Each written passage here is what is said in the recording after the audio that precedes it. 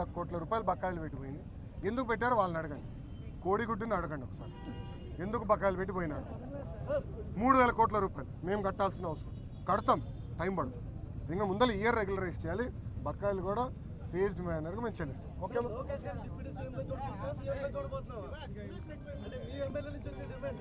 Telugu Desam party కార్యకర్తగా చూస్తున్నాం అంతే, నాకు అవసరం లేదు అనా. ఒక్క నిమిషం, చంద్రబాబు నాయుడు గారు నాకు ఏ బాధ్యత ఇచ్చినా అహర్నిశలు నేను కష్టపడతా, పని చేస్తా, పార్టీని బలోపేతం చేస్తా.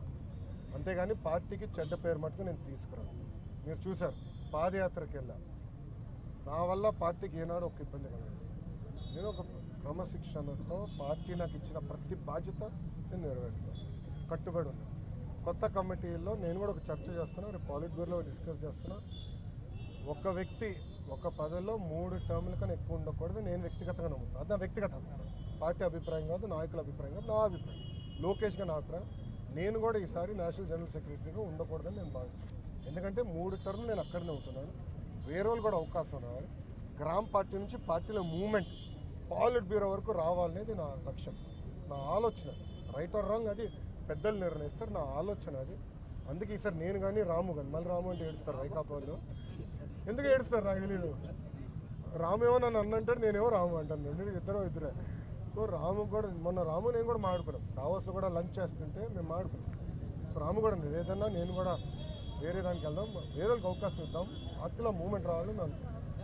ఓకే ఓకేమ్మా.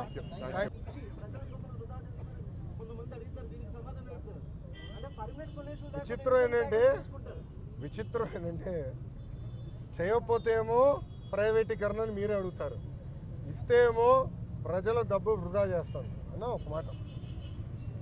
విశాఖ ఉక్కుకి చాలా ఎమోషనల్ అటాచ్మెంట్ ఉంది ఆంధ్ర రాష్ట్ర ప్రజలకు. ఆనాడు విశాఖ ఉక్కు ఆంధ్రుల హక్కు అని ఎంతోమంది త్యాగాలతో విశాఖ ఉక్కు ఏర్పడింది. కొంతమంది అధికారుల ఇన్ఎఫిషియన్సీ వల్లనే, మళ్ళీ ఐఎమ్ రిపీటింగ్, కొంతమంది అధికారుల ఇన్ఎఫిషియన్సీ వల్లనే ఆ ఉక్కు ఫ్యాక్టరీ ఇలాంటి పరిస్థితికి వచ్చింది. లేదంటే it is one of the highest profit making. విశాఖకున్న టెక్నాలజీ కూడా అద్భుతమైన టెక్నాలజీ అన్న. నేను హైదరాబాద్లో ఇల్లు కట్టుకున్నప్పుడు విశాఖ స్టీలే వాడా. ఇప్పుడు అమరావతిలో ఇల్లు కట్టబోతున్నా, విశాఖ స్టీలే వాడతా. ఎందుకంటే నన్ను నమ్ముకుంది ఆ స్టీల్ మీద. క్వాలిటీ, ఒక్క నిమిషం ఏంటండి కూర్చొని, క్వాలిటీ పైన నాకు నమ్మకం. అంటే అంత మంచి టెక్నాలజీ ఉంది విశాఖ. కొంతమంది లీడర్షిప్ వల్ల దెబ్బతిన, అది నిర్మలా సీతారామన్ గారితో కూడా చర్చ జరిగింది. పకడ్బందైన లీడర్షిప్ని మేము తీసుకొస్తాం, దాని దారిలో పెడతాం, డివిడెండ్ ద్వారా, ఉద్యోగాల ద్వారా మళ్ళీ దేశాన్ని తిరిగి మేము డబ్బు. ఓకేనా? పాపం మీ వాళ్ళకి చోట్ల కారిపోతున్నాయి.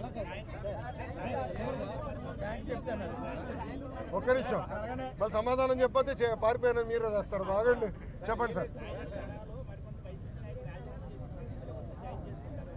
సారీ, రిపీట్ చేయండి సార్. సాయిరెడ్డి గారు ఏమన్నారండి? రాజకీయ సన్యాసం తీసుకుంటున్నా అని చెప్పారు. ఇంకా మళ్ళీ దాని పార్టీలో చేరేది, టీడీపీలో చేరేది ఏమన్నా?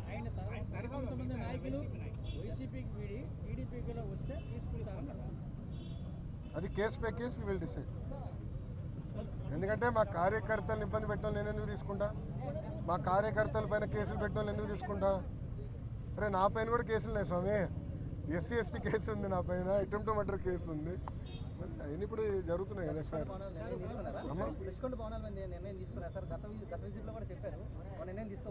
తీసుకోవాలమ్మా. ప్రజలకు ఓపెన్ చేయమంటారా? చూడాలేమో ప్రజలు కూడా. ఒక 3 నెలలు ఓపెన్ చేద్దాం.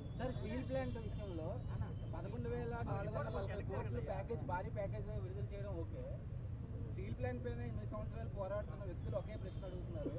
ప్రైవేటీకరణ విషయంలో ప్రభుత్వం ఎందుకు క్లారిటీ ఇవ్వలేకపోతుంది? ప్యాకేజ్ ఇస్తున్నారు. స్వామి ఒక్క నిమిషం, ఇంకా ఎన్నిసార్లు చెప్పాలి స్వామి?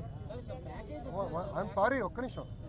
చంద్రబాబు నాయుడు గారు చెప్పారు, కుమారస్వామి గారు చెప్పారు, నేను చెప్పా, ఇంకెంతమంది చెప్పాలి స్వామి? ఇంకెంత హామీ ఇవ్వాలి?